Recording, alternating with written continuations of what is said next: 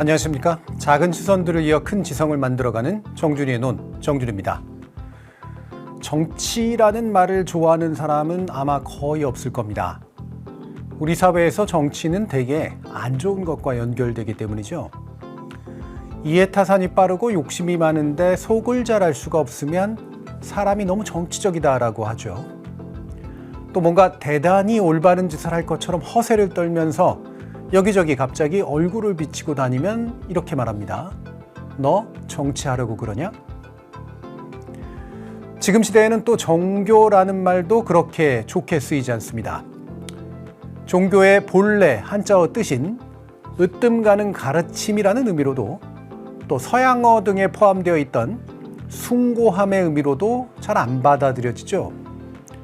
흔히 종교에 빠졌다라고 말하듯 현대 우리 사회에서 종교는 맹목적 광신의 다른 말이거나 헤어날 수 없는 어떤 속박 같은 분위기를 풍깁니다.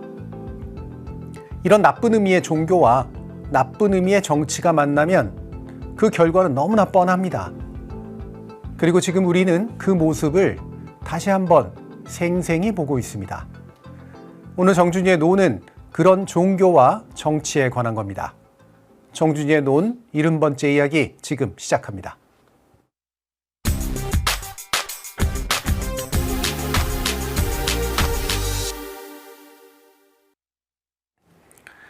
세칭 통일교, 정식 명칭으로는 세계평화통일가정연합이 대한민국의 정치권을 뒤흔드는 진원이 되고 있습니다. 그 발단은 윤석열 정부 및 당시 여당이었던 국민의힘과 통일교가 맺은 매우 긴밀하고도 수상해 보이는 관계였습니다. 민중기 특별검사팀의 수사를 통해 현재까지 드러난 바에 따르면 통일교는 한학자 총재의 지시로 전 세계본부장 윤영호 씨를 통해 다음과 같은 부정한 짓을 저지른 혐의를 받고 있습니다. 당시 영분이었던 김건희에게 사치품 가방, 목걸이 등을 전달. 이 과정에서 건진법사 전성배 씨가 관여. 22년 대통령 선거 전후로 국민의힘에게 쪼개기 방식의 후원금 전달. 권성동 국민의힘 의원에게 현안 청탁 명목으로 정치자금 제공. 그리고 23년 전당대회를 앞두고 특정 후보를 밀기 위해 10만 명 이상의 교인이 대거 입당. 뇌물, 부정한 정치자금, 교인들의 대거 입당 등을 해야만 했던 목적이 있었겠죠. 이른바 현안을 도와달라는 청탁인데요. 그 구체적 혐의의 내용은 대략 이렇습니다.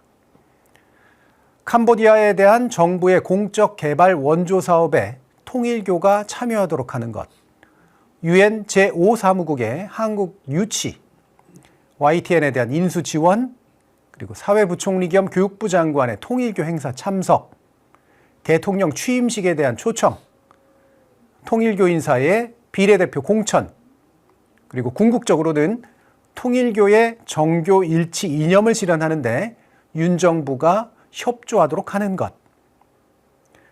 자, 이렇게 뇌물 등을 써가며 청탁했던 바 가운데 실제로 실행되었다고 의심되는 내용은 또 이렇습니다. 통일교 관계자가 실제로 대통령 취임식에 초청됐습니다. 가장 쉽고도 빠르게 수행된 내용이겠죠. 그리고 캄보디아의 ODA 사업에 정부 예산이 갑자기 1,300억 원 규모로 증액됐습니다. 당시 사업 제안서 검토가 제대로 이루어지지 않은 등의 졸속 정황이 드러나기도 했죠. 만약 이것이 실제로 뇌물에 대한 대가였다면 뇌물을 준 자와 받은 자 모두 강하게 처벌받겠죠.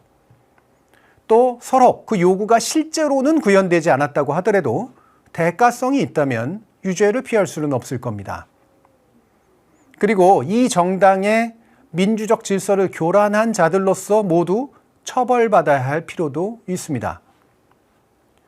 만약 이렇게 매우 중한 범죄로 인정되어서 처벌받게 된다면 다음에 두 가지 후속 조치도 가능합니다. 통일교 종교법인의 해체, 그리고 국민의힘의 위헌정당 해산. 최근 이재명 대통령이 12월 9일 국무회의를 통해서 종교단체가 정치에 개입하고 불법 자금으로 이상한 짓을 한다면 그런 종교단체에 대한 해상 방안을 검토해보라고 했는데 그것을 제대로 이행했냐라고 물었던 것도 통일교의 이런 행위가 심각하게 받아들여지고 있음을 보여줍니다. 또 이 대통령은 개인도 범죄를 저지르고 반사회적 행위를 하면 제재가 있는데 당연히 사단법인이든 재단법인이든 법인격체도 법과 법률에 위반되는 지탄받은 행위를 하면 해산시켜야 한다라고 말했죠. 자, 그렇다면 통일교 교단의 해체나 국민의힘의 위헌정당 해산이 실제로 가능할까요? 아직까지는 이 두 가지 모두 그렇게 쉽게는 이루어지지 않을 것 같습니다. 먼저 종교단체 해산은 헌법 제20조에 규정된 정교 분리 원칙과 민법 제38조에 나오는 법인의 해산 관련 규정에 의거해서 이루어집니다. 정교 분리라는 헌법 규정은 매우 추상적인 원칙을 밝혀놓은 것이어서 종교의 자유 보장이라는 또 다른 헌법 규정과 함께 상보적으로 해석되어야 됩니다. 그리고 위헌성 자체는 그것에 대한 실질적인 행정행위로까지 이어지기가 어렵고요. 그러려면 위법성이 명확해야 비로소 가능해집니다. 그래서 민법 제38조는 법인이 목적 이외의 사업을 하거나 설립 허가의 조건을 위반하거나 기타 공익을 해야 하는 행위를 할 때에는 주무관청이 그 설립 허가를 취소할 수 있다고 규정하고 있습니다. 자, 그런데 그 과정과 절차는 실제로는 꽤 복잡합니다. 주무관청, 즉 여기서는 종교법인의 경우에 문화체육관광부가 해산 조치를 하려면 먼저 법원에 의해 판결된 아주 심각한 위법성 이슈가 있어야 합니다. 그리고 그것에 토대를 두어서 문체부가 설립 허가를 취소하더라도 그 조치에 대해서 통일교가 법원에 이의를 제기할 수 있고요. 그러면 다시 법원이 정부가 내린 해산 조치가 법적으로 타당한지를 판단해 주어야 완결되는 것이죠. 우리가 보기에는 통일교라는 조직이 매우 많은 문제를 안고 있기는 하지만 법인이라는 건 또 그렇게 쉽게 해체되지는 않습니다. 만약 그럴 수 있었다면 총수가 여러 번 구속된 바 있었던 법인들, 즉 삼성, SK, 현대자동차, 롯데 등은 진작에 해산되었겠죠. 물론 대통령도 언급한 바 있듯 최근 일본에서 통일교에 대한 해산 명령을 내린 사례가 실제로 있기는 합니다.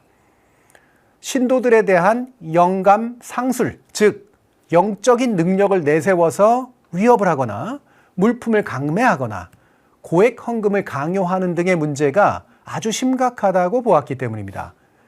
그리고 1심에서 이 조치를 받아들이는 판결이 나와 있습니다. 하지만 2심 그리고 3심의 결정까지 기다려봐야 하죠. 그 결과는 우리에게도 분명히 좋은 참조사항이 되어주긴 할 겁니다. 다음으로 국민의힘이 위헌 정당으로서 심판받아 해산되는 것은 더 어려운 일입니다. 일단 불법적인 정치자금 수수와 청탁 등은 비록 우리에게는 또 매우 바람직스럽지 못한 일로 당연히 이해되지만 정당 그 자체가 아니라 개개인의 일로서 이른바 꼬리 자르기가 충분히 가능합니다. 또 대규모 당원 가입이라는 문제 역시 그 자체로는 불법적인 일이긴 한데 이것이 국민의힘의 의사결정 구조 안에서 적극적으로 일어난 일이거나 또는 충분히 알고서도 의도적으로 방치한 경우임이 입증되어야 되죠. 즉, 이 정당이 스스로 조직적으로 그런 불법 행위를 자행했다는 점이 드러나야 하는 겁니다. 대신 이것 외에도 국민의힘이 내란 과정에 집단적으로 연루되었거나 위법한 행위로 파면된 윤석열의 행위를 옹호하고 또 내란죄 판정이 난 이후로도 내란을 선전선동하는 일까지 생긴다면 당연히 법무부가 헌법재판소에 위헌정당 해산 심판을 청구할 수 있겠죠. 국민의힘의 전신인 새누리당이 여당일 때 박근혜 정부에서 그랬던 것처럼 통합진보당과 다를 바 없는 운명에 처하는 것도 불가능하지는 않습니다. 하지만 그러려면 통일교와의 불법적 관계 몇 건 수준이 아니라 전당대회, 공천 등에 개입하는 일들이 조직적으로 벌어졌다는 점과 윤석열의 위헌위법적 계엄 그리고 내란 행위에 연계되었다는 점을 드러낼 수 있는 더 깊고 더 넓은 수사와 법적인 판단이 필수적이라고 하겠습니다. 국민의힘이 현재 특검 수사와 내란 재판에 대해서 그렇게 결사적으로 뭉개면서 같이 민기적되는 사법부를 적극 옹호하고 나서는 이유가 바로 여기에 있다고 저는 봅니다. 사법부에 대한 개혁을 막아주면 사법부도 자신들에 대한 해산을 막아줄 거라고 믿는 거죠. 자, 그런데 이런 쟁점들을 흐트러뜨리는 일이 최근 더해지고 있습니다. 그 발단은 통일교 사건의 핵심 인물인 윤영호 전 본부장의 입입니다. 윤영호 씨는 2025년 8월에 특검 사무실에서 조사를 받던 중 수사팀에게 2017년에서 2021년 사이에는 국민의힘보다 민주당과 더 가까웠다면서 문재인 정부 시절 민주당 중진 의원에게 수천만 원의 금품을 전달했다고 진술했다는 게 일단 몇몇 언론의 보도를 통해서 알려지게 된 겁니다. 자, 그러면서 다음과 같은 새로운 쟁점이 생겨납니다. 민주당 측 인사는 누구이며 부정행위의 실체는 과연 무엇인가? 그리고 왜 민중기 특검은 이 사실을 포착하고서도 수사에 나서지 않았나? 여기에 대해서 민특검은 그것이 특검법에 규정된 수사 범위에 해당하지 않았기 때문이라고 밝혔죠. 이것은 원칙적으로 맞는 말이기도 하지만 여전히 충분히 논란이 될 수도 있습니다. 법상의 수사 범위에 직접적으로는 해당하지 않더라도 그 사안 자체를 더 깊게 다룰 수는 있었고요. 수사 과정에서 인지된 사건인 만큼 다른 수사 단위가 맞도록 그것을 넘겨줄 수도 있었으니까요. 특히 공소시효가 지나버릴 수 있는 사안이라서 더 큰 문제로 되기도 한 겁니다. 그래서 결국 민특검은 최근 이를 국수본에 이첩시켜서 이제 막 수사가 시작된 상황입니다. 한편으로는 민특검이 이 문제를 깔끔하게 처리하지 않은 것이 저로서도 불만이기도 하고요. 또 특검으로부터 무언가가 갑자기 새어나와서 이렇게 보도가 이루어진 과정 역시 썩 개운치는 않습니다. 통일교와 국민의힘 그리고 윤석열 정부와의 부정한 연결고리가 핵심인데 자칫하면 알고 보면 다 나쁜 놈이라는 식의 아주 고질적인 물타기가 진행될 소지가 크고요. 결국 의도했던 그렇지 않았던 민특검이 이 논란을 자초했던 면 역시 크다고 볼 수밖에 없습니다. 그래서 저는 이재명 대통령이 밝힌 대로 여야를 막론하고 신속하고 정확한 수사를 통해 실체를 드러내는 게 당연히 맞다고 봅니다. 물론 사람들로 하여금 이 사안의 본질과 경중, 다시 말하면 누가 가장 중요한 문제이며 가장 큰 문제를 안고 있는가를 정확히 따져달라고 부탁드리고 싶지만 그걸 위해서라도 최소한의 시시비비는 가려줘야 하기 때문입니다. 일단 연루된 것으로 알려진 민주당 인사 가운데 전재수 의원은 전부 허위라는 입장을 밝히면서 대신 이 사안이 정부에 부담을 주지 않고 스스로도 좀 더 가벼운 몸으로 이 사안을 입증하기 위해서 장관직에서 물러났습니다.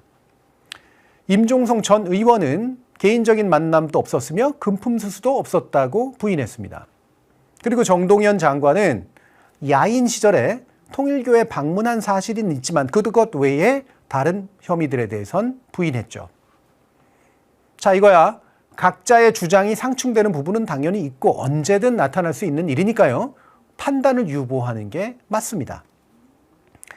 공소시효 문제는 좀 중요하긴 하지만 제가 보기엔 우선순위에서 그렇게까지 높지는 않습니다. 정치인은 사법적 책임 이전에 정치적 책임이 가장 큰 의미를 차지하고요. 만약 수사만 제대로 이루어져서 사실관계가 명명백백히 드러난다면 누구든 그 책임을 지게 하면 됩니다. 여기서 두 가지 지점을 가려보아야 하는데요. 첫째, 신빙성이 있는 증언이나 증거가 없이 이미지부터 훼손하는 전략에 넘어가면 안 됩니다. 선거가 다가올수록 그 효과를 노리는 행위가 기승을 부리게 마련이니까요. 그리고 둘째, 정치인은 필요하고 정당하다면 누구든 당연히 만날 수 있는 건데 그것을 노려서 일부러 흔히 하는 말로 쥐약을 먹이고 보험을 들어두는 그런 행위를 통해서 이들에게 덫을 놓으려 하는 것을 잘 가려보아야 합니다. 자, 이런 측면에서 예컨대 국민의힘 나경원 의원과 통일교 이현영 전 부회장 사이의 통화 녹취가 최근 재판 과정에서 공개된 바 있습니다. 통일교에서 초청한 펜스 전 미국 부통령과 윤석열 당시 대선 후보 사이의 면담 일정을 통일교가 중간에서 주선해주고 조정해 주었으면 한다는 내용이 담겨 있습니다. 그리고 또 윤영호 전 본부장과 이현영 전 부회장 사이의 통화 녹취에서는 정진상 의원 등 여러 국민의힘 관계자와 통일교 사이의 관계를 보여주는 내용이 나오고 있죠. 게다가 나경원 의원 측의 금품수수 의혹도 함께 등장하고 있습니다. 여기에 대해서 나 의원은 전면 부인하고 있고요. 자, 이것은 일단 통일교와 국민의힘 사이의 조직적이고 밀접한 관계를 보여주는 증거가 일단 있다는 겁니다. 그리고 그것이 실제로 부정한 뇌물거래 등을 통해서 뭔가 문제를 일으켰는지는 아직 한쪽의 주장에 국한되니까 이 증거와 주장이 연결될 가능성이 높다고 보고 검증해 가면 될 일입니다. 요약하자면 이렇습니다. 우리 정치권에 대한 통일교의 전방위적이고 불법적인 로비 과정에서 첫째, 조직적 연계성을 갖고 아주 실물화된 부정을 저지른 건 국민의힘과 윤석열 정부다. 둘째, 국민의힘과 민주당에 뿌려진 나쁜 씨앗은 있다면 시비와 경중을 가려서 털어봐야 한다. 셋째, 드러난 사실에 근거해서 실제 문제가 되는 부분을 도려내었을 때 그 본체까지 목숨을 잃을지 아니면 오히려 그것이 더 본체를 건강하게 만들어줄지 지켜보자.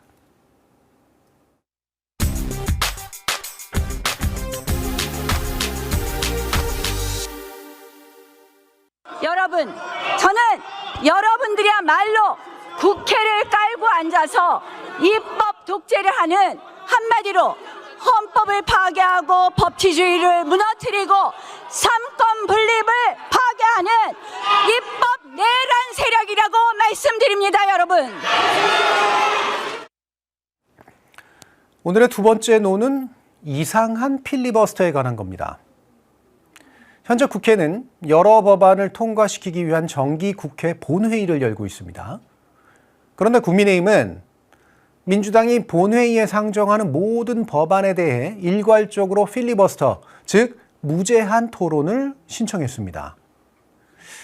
도무지 웃지 못할 지점은 그 59건의 법안 안에 자기 당이 발의한 법안도 포함되어 있다는 겁니다.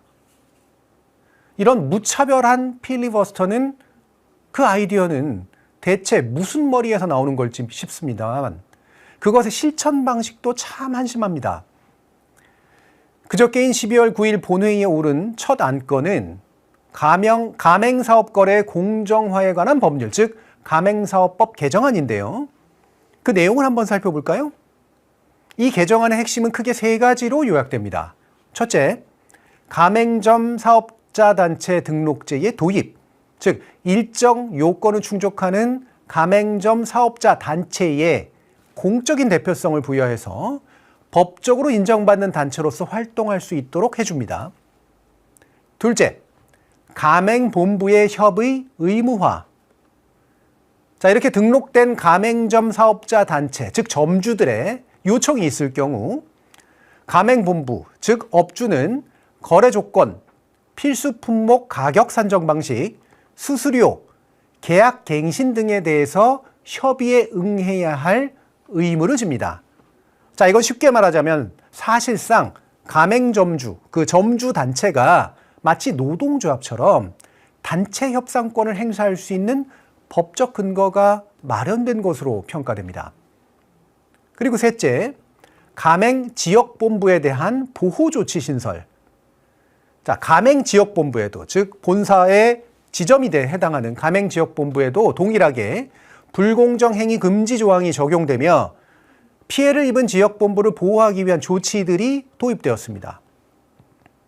훌륭하지 않은가요? 여기에 대해서 무슨 반대의 토론 명분이 있습니까? 무제한으로까지 토론할 일이 대체 어디에 있다는 거죠? 물론 국민의힘은 이른바 갑을 관계에서 을보다는 갑을 지지하는 정당이죠.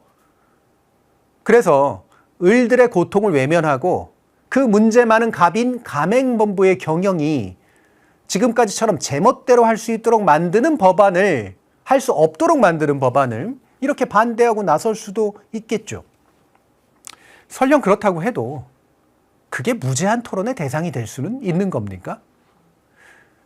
그래서일까 첫 토론 주자로 나선 나경원 의원의 발언과 행위는요, 보시다시피 사실상 법안과는 아무런 상관도 없었습니다. 자기 스스로도 법안 자체는 찬성한다고 심지어 말하기까지 합니다. 대신 다수당의 독주 속에서 약자들의 권익을 보호하기 위한 법안이 통과되는 과정에 부당함이 있었다고 했는데요. 솔직히 무슨 말인지 잘 모르겠습니다.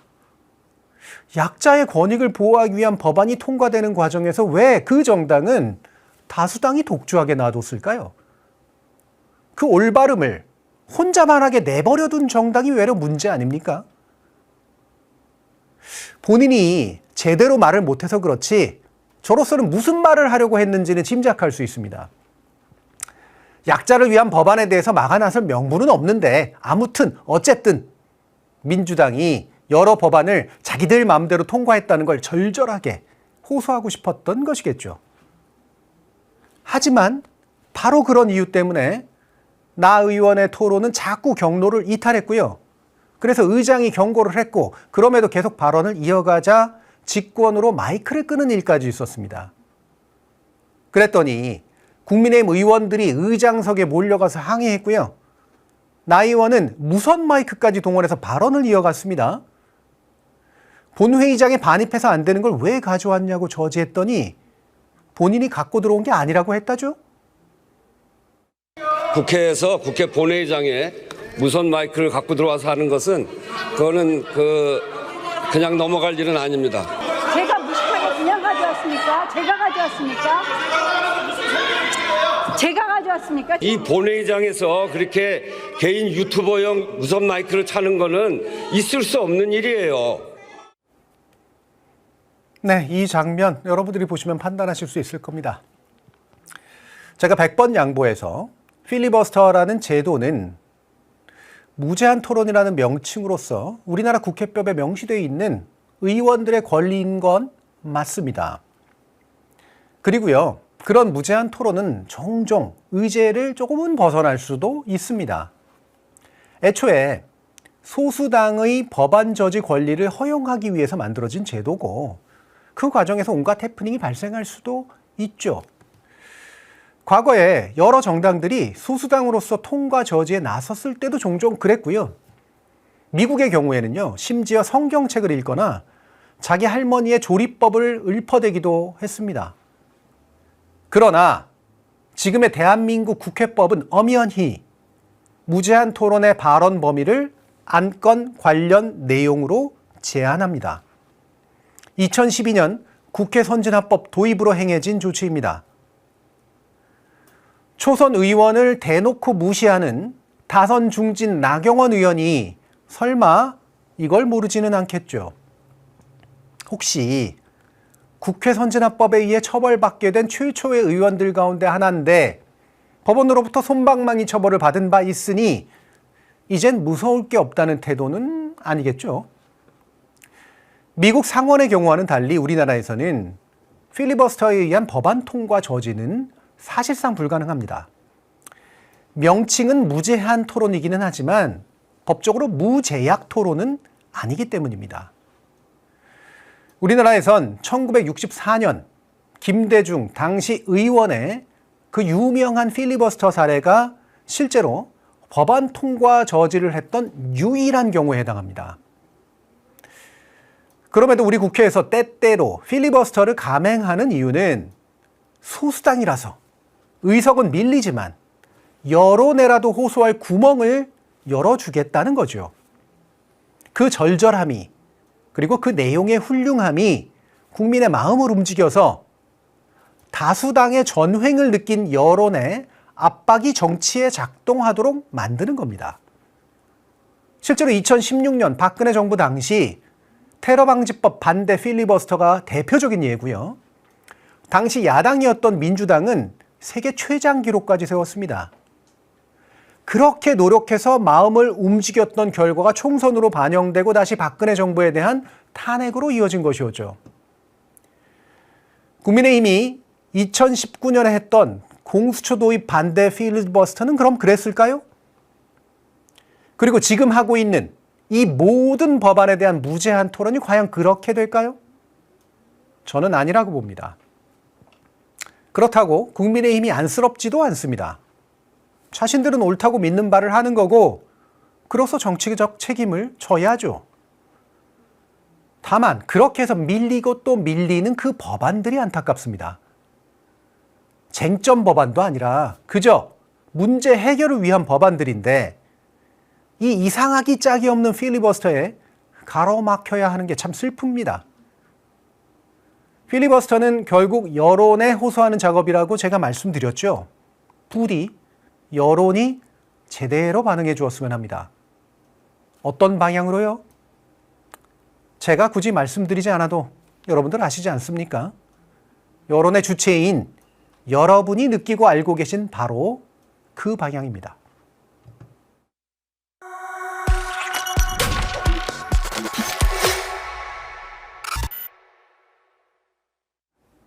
고 김대중 대통령이 의원 시절에 행했던 전설의 필리버스터는 동료 의원이었던 5선의 김준현 의원에 대한 체포동의안을 막기 위한 것이었습니다. 김준현 의원은 일제강점기의 대표적 독립운동단체인 신간회에서 활동했고 그 유명한 동아일보의 손기정 일장기 말소 사건에도 관여한 바 있습니다.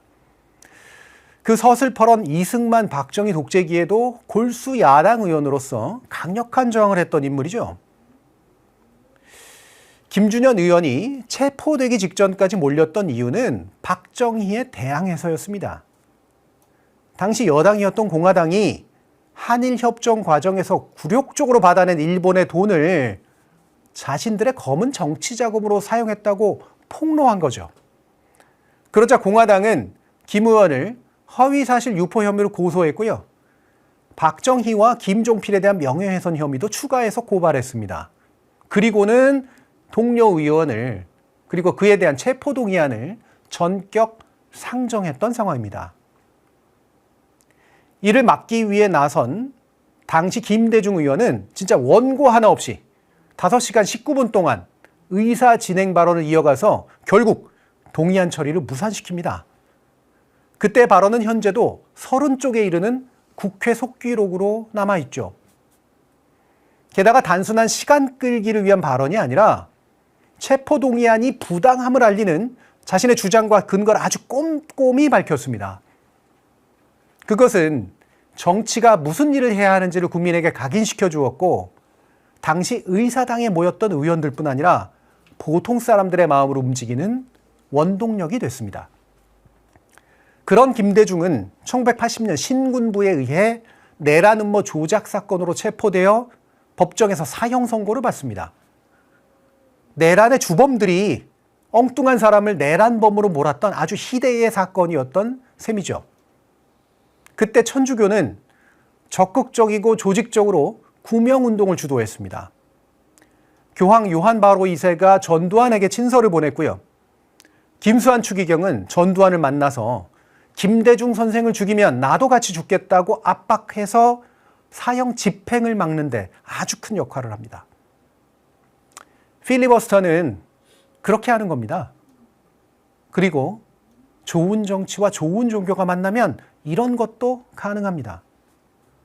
정준이의 논 70번째 이야기는 여기까지입니다. 오늘 꾸실 꿈이 위로가 되고 내일 맞을 아침이 용기를 주길 바랍니다.